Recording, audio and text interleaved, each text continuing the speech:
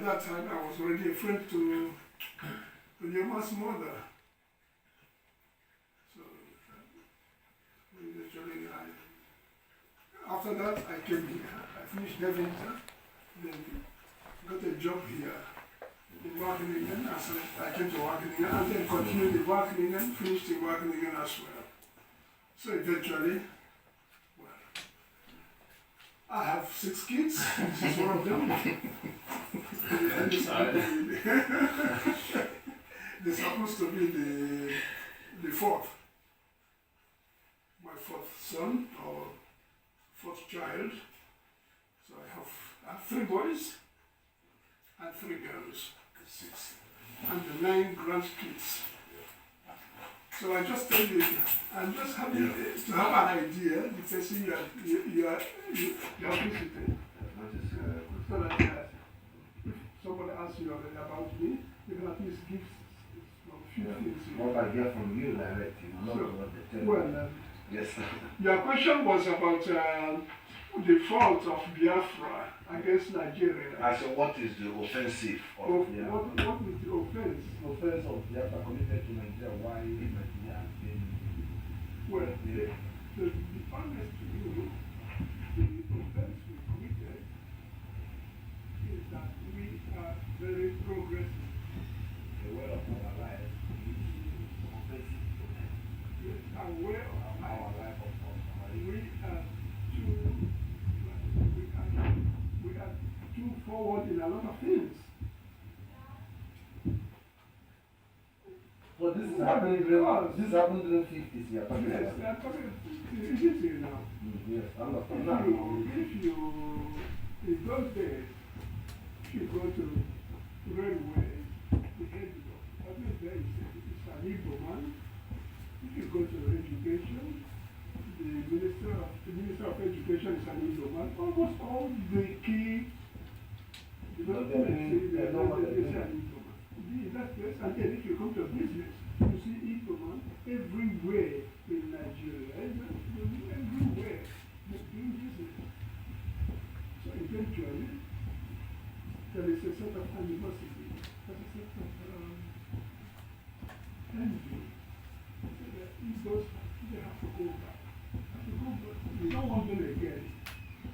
It was because of the first pogrom. So they should go home.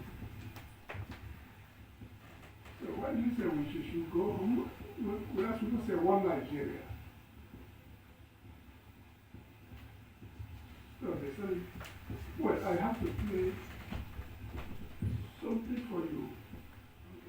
Maybe if the end doesn't end well, but it gives you a small information about how the war started and how you will see an Igbo man there trying to live and survive. Another question I want to... So this is, we got this, that's why they call us what you call it, I don't believe in it so much, the Jews of Africa. No, I believe in this number one. So yes, I believe in that for the reason. I know that there's a reason, sorry, there's a reason they had the if we get Biafra. Okay, I want to say something that you are listening to. If you get Biafra, if we happen to get Biafra, that Biafra will be synonymous to Taiwan, it will be synonymous to Japan, because whatever these countries do, we can as well do it. do more than better than them. That is it. During the war, we produced our own armored cars. We produce rockets. We produce Obunikwe. We made perfumes out of Indian. We made everything you can ever think of, only because of blockade. Because blockade stimulated inventiveness. Because the season food, so you cannot get it when they fight it, you have to wait. You have to I could remember there's one boy who was doing it was a year in Nsukka at that time. I was doing electronics. So during the war, there was no battery to operate a radio. So this boy was going from village to village. He was my in-law. With people who like to listen to the radio. There was no battery for it. So he used ash and mix it with something else. Just, and then put wire here, and then tune it. And then he could start hearing one. So he was going everywhere to install this. Bringing the network. And the coconut. I watched that we one. used coconut is as in what do you call it? Coconut with also they use the tea. Yes, use it. They use coconut. They It's put in the this. car. The water is inside also. They put something like cables, wires on it, make something wrong. Put it somewhere and then behind the house, put like rope with a scope. They make like this. There is nothing almost we couldn't produce ourselves. Yes. Okay. So this is our fault for the rest of Nigeria. So we were hated for that. Okay. But we couldn't do anything about it. Okay, because of the Western influence. So that's your answer. That your question is answered. Okay, thank you, sir. I wanted to be verified from you about the Middle Belt beside the mistake from Ugowan made by the British have been discouraging. People from Igede, Adipo, all those Middle Belt. The Middle Belt, yes. Yes, they also they are used for Lapa, for market, act like us, also understand the Igbo like Igara people, like people for Kogi State, all of them understand the Igbo, but they have their own dialect. Because Afibo people speak like people for Kogi. I don't hear Afibo good, but Afibo speak normal Igbo. Yes, Okwashi people, Uburu people speak like what they call them, where the name of Mokachi came from, between Anambra State for Kogi. Udoma, something Udoma people, Udoma. So all these people, because of Gowan from the Middle Belt against us fight against Biafran, does it mean that before the Biafran war, where is the Middle Belt? They are Northerners or they are working with us because our rice and Zaki Biafran depots, because I had the history, all those places in Igbo territory. After the war, it's not going Igbo territory. well, look at I want to know. the Middle Belt Yeah. had been more or less, we saw them as Northerners. That is even where Gowank comes from. Gowan is from Middle Belt. Yeah, they did not speak out. Outside is not the And whether it's Swiss also or not, but we also consider them as Northerners. Before the war, after the war? Before the war. Okay, before the war. Okay. So, but after the war, there were the divisions which I don't even know all of them.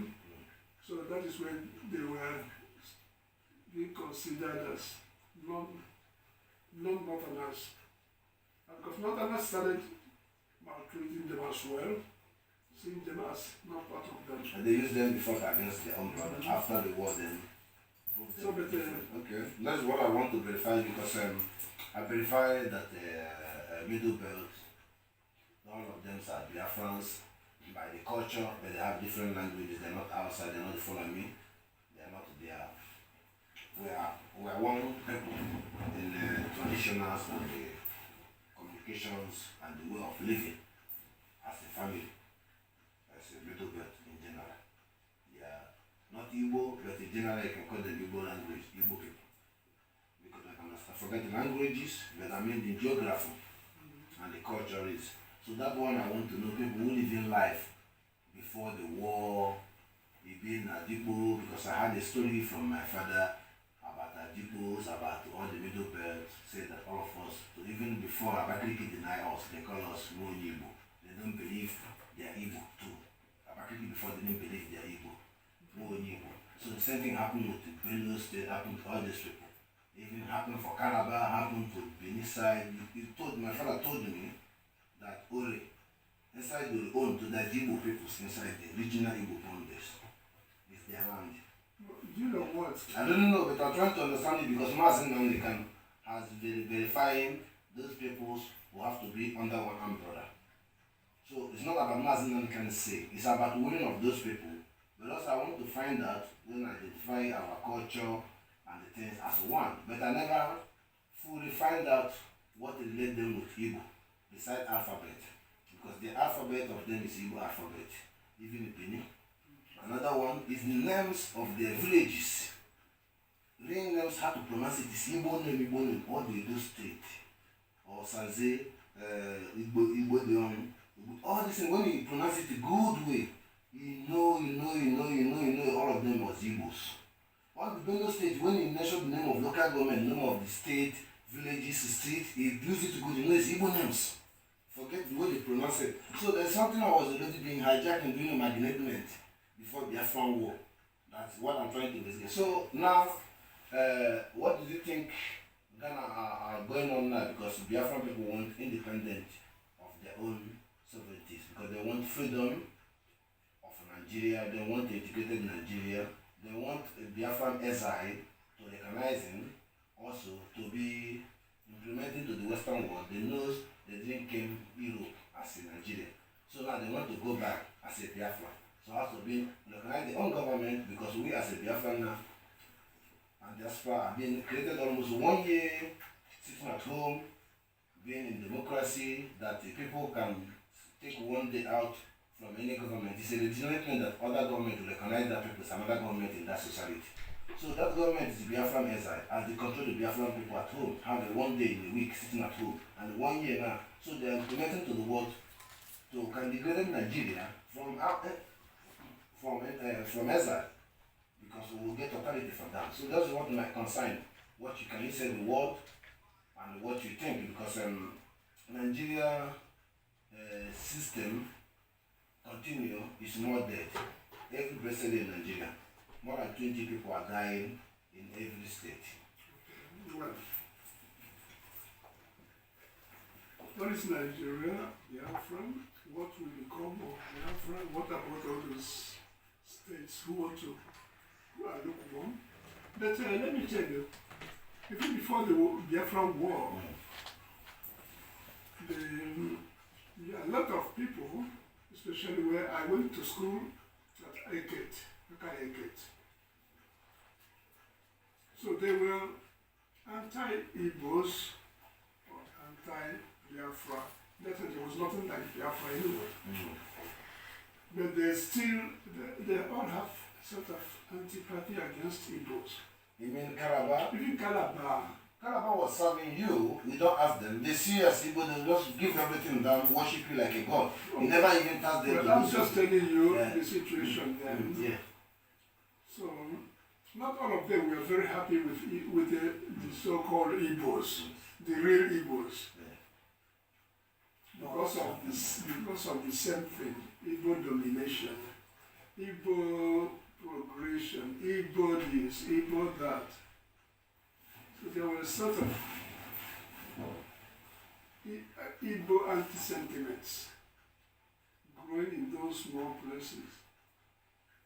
So much so that during the war they were very happy that Biafra fell. There were some of them, but not all of them. But under impunity now, because I have the force behind that, not the personal choice. I don't know, just as a question. I fought under Usundo. Usundo is from Eket. He was a lieutenant colonel in Biafran army. Okay, like the man you said that died in Amsterdam? Yes. Ifyo. Ifyo was the second in command with Ojukwu. Yes. So, those are, they are from the same area. Also, Gideon Maka also make it cool. It's also from...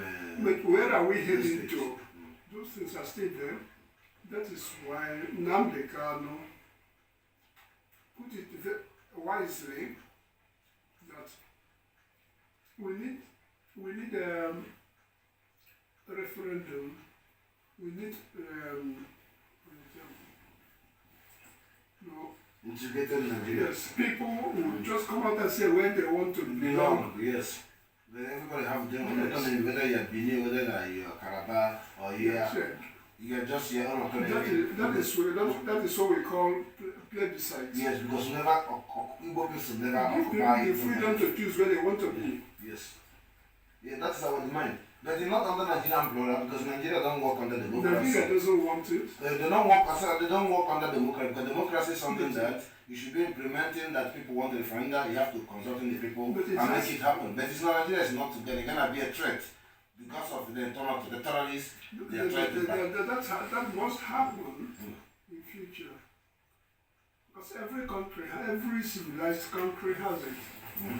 Nigeria is never civilized. Now, since 50 years independent, it's backward. You people are going to. They tell me what he had when he was small is more better than that to Nigeria. So Nigeria is backward. They don't make Nigeria independence in 1960 to go backward. Malaysia take palm oil with you. They make independent. Malaysia is far. Now they are not a country. Thailand one day rise them up. We are 50-50 business partner with Thailand. Thailand now is a country. But Nigeria independent can't be backward. There's no progress. What I'm saying is that if you take British, you give Nigeria independent to come to the backward. So we don't need to work something. You born on that or you go up on that, you never change. You think, where do you kind of change? Just stop this rubbish. Because what I mean is, Nigeria has been an institution of corruption. That corruption is implementing how display of black people doing in the Western world, implemented by Nigeria exists. Then Nigeria implementing how corrupting international ambassadors on the international companies has representing their people as being corrupted in Nigeria. It's good. What do you want to do? Sorry. What? You should know. Nobody that Hausas don't go to Europe or maybe many Yorubas don't. Yeah. Only a lot of Easterners. Yeah. And we'll go with the priority.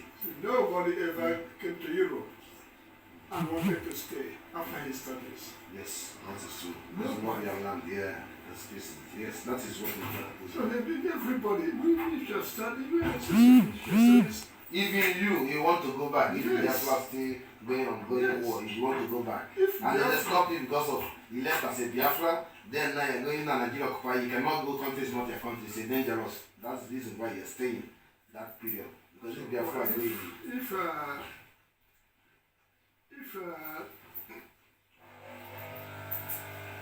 if Nigeria in those days, it doesn't matter what you study here, you come back, you get a job immediately, and a very nice job. And our currency was so heavy. Yes.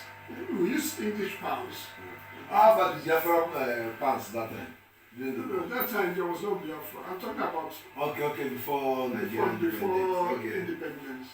Okay. So we're using British pounds. Yeah. The same rate. Exactly the same. The same value. The same value. From the own land. Yes.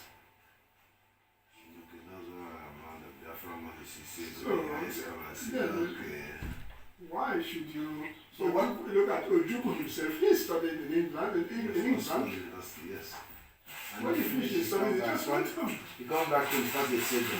My brother, the father of this girl that is married, her father, as he was the first. The father was the first Nigerian computer specialist. He did computer studies. The father. He was in England before the war started. So he lived there for 14 to 15 years. And when the war finished, he just got, as usual, that mentality. Yes, he just left Britain. Went back to the East and started his own business with computer. It was going very well. People knew about computer in Nigeria at that time. Yeah, I heard it. Yes, I did. That was about 1965. I had the PCS So You bring the jackpot, you bring machines, you have a company in Russia, USSR, to doing machine, yes. jackpot machine. Yeah, I know what is for. Yeah. But nobody talks of staying back in Europe. What are you going to do here? Yes, that is true. Okay. If you know what Nigeria had been, Nigeria in those days, Yeah. Understand it. everybody wants to go and have his nice job. Understand, we're gonna get a break, but there's something I want to tell you what is Nigeria is doing now. Nigeria today is implementing to be Fulaminization of indigenous of the people. Nigerian military is worshipping Uthman, what do you call it? This Hausa man, Danfodio. For the Usman Danfodio. He represents what the meaning of the Usman Danfodio. What is he representing? Representing Islamist warriors, people who can conquer people are the enemy. So using the flag in Nigeria. So Nigerian military flag initiative is a terrorist flag, Islamist flag, not Nigerian. So what I'm trying to say is Nigerian constitution has authorizing Nigerian people, Fulani will come to sell cow in your place, and they claim to be part of your village, claim to be part of your land, and whether you like it or not. So all those things is something we are not part of it. That's it now. Yeah, I want to stop it for Your time. Yes. People don't believe what their mind when they're making these things. You didn't expect Biafra will come, even though you couldn't talk to your children. And what creates the bed to your children, also the history is there. So like what you are trying to talk is something motivative of burning children or people like us to understand the fact, yeah, that the same impunity created is upon us now, even worse than. So we have a life evidence to encourage ourselves to fulfill our destiny. Because I don't want to live here after I live in Holland all my life. Then I have to go home. My life is being in danger. The recyclement is very painful. So that is things I don't want to witness. I don't want that to be. It's better us perish or go to Biafra. Because it's going to be in the history, and the one thing in my life today is this to happen. Because if it not happen, it's no need to be alive. To chase your money to make it big, it doesn't matter anymore. You know, this IPOB. There's no freedom. IPOB. I'm autopilot at POB. Yes. Well, we started it. Yeah. You go on take it? Okay, that's correct. Well, how did we start it? There was a man here called Okoro. This Okoro is he's from Umuahia. But I was living here with my ex-wife. We're living together. But she likes to look into newspapers. So all of a sudden she told me, "Hey, I saw Biafran organization. It's in Amsterdam." Because she knows how I think about Biafra. I don't joke with it, despite the fact that there's no organization yet. But I still believe that one day it will come back again.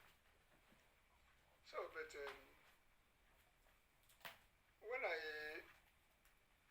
she showed it to me, I looked at it and said, "Hey, an Amsterdam Biafran organization.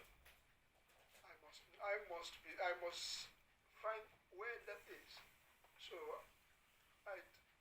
there was a telephone there. I rang. So somebody, it's a sort of forbidden organization, more or less. In Africa or in Nigeria, but it's not forbidden here. You can form an organization if it is not harmful to the society. It wasn't even forbidden in Nigeria. It was being forbidden in Nigeria to be impeached abusing the law. But that is so they don't. So, but eventually I ran. Understand what you mean? Somebody picked it. A bit talking in a very low voice. I thought, he said, "Who are you?" I said, "Well, I'm Ben Onwuga." I want to find out about this Biafra. He said, what do you want to find out about? He was a bit hiding himself because he doesn't know who is speaking. Yeah, it's So I told him, well, look at, I told him, well, they're not tough mentality. I told him, well, look at, I know that Biafra They doesn't don't fight exist again, but it exists in me. I'm a Biafran. I fought the war. He was listening. I said, well, I fought the war. I came here so time. I'm still, I said, in my spirit, I'm still a Biafran. So, please, I want to know about this organization. Who has started it? If it is functional, I want to be a member. Well, he invited me on when I came to Amsterdam. Well, he was having an antique vehicle. He sent a bit numb somebody now. So I went there. They were having meeting. It's about 4, 5, 6 people. I talked to them. I introduced myself to them, and then, so when I finished the introduction, everybody introduced himself. And Okoro, this Okoro, well, told me that he's from the organization. I said, well, I'm not going to. It doesn't have to be democratical, but how he has seen me and how I have taken all my time to look for him and to come here, he will make me his 2IC. I will be his assistant chairman. That is in Amsterdam. Well, we said I just recruited somebody here, one man living with me. Almost every month we go for a meeting in Amsterdam. And this organization started growing and even giving some people, he goes to the court, almost every week to plead for people, some Biafrans who came here, some Igbo people who came here as refugees. And they got even their papers, they were granted staying permit. So this man formed this organization. And this organization started growing. Which year that is happening? Biafran organization. Yeah. That is, yes, in Amsterdam. Which year? Well, it is. Well, let me continue. Okay, sorry, sir. So when the meeting was there, we had everything in constitution, everything, to the extent that it's like knowing this organization outside. So there were also small organizations in Belgium, Luxembourg, and Germany, France. So we started connecting them, even in England. So one day we made a sort of big reunion, a sort of coming together. We organized it in Amsterdam. And then those people came from, including Nnamdi Kanu. That time, nobody knew about it. Yes, you know, it's going to come out in 2012. So he was there. But what we decided that should be very important is exposure. Let the world know about Biafra through radio or through that and through that hotel. That is where the organization which he belongs took over. Say, yeah, we can do it. We can be a part of it. So, but this is how it was. And then we were going to a lot of places, even when this is the man who started this Biafra in Nigeria. No, the man who Wazirike. Yeah. Even when Wazirike went to England. Masop, yeah, Wazirike, yes. Don't worry about what he did later. Yeah, it's Biafra. But he started this Biafra. Because what you're going to listen to everything you're saying. Just a minute. I give everybody the credit that he deserves. He deserves that credit. Yes, thank you. That he dared to start talking about Biafra in Nigeria. Yeah. I give him credit on that. But, yeah. So So, but when this we started making all these meetings and all those, eventually we decided that there will be one special name for these organizations. Not we should be under one umbrella. That's where we started giving names. Which name shall we call it?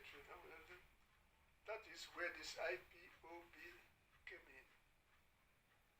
And the aim of the IPOB was to, get so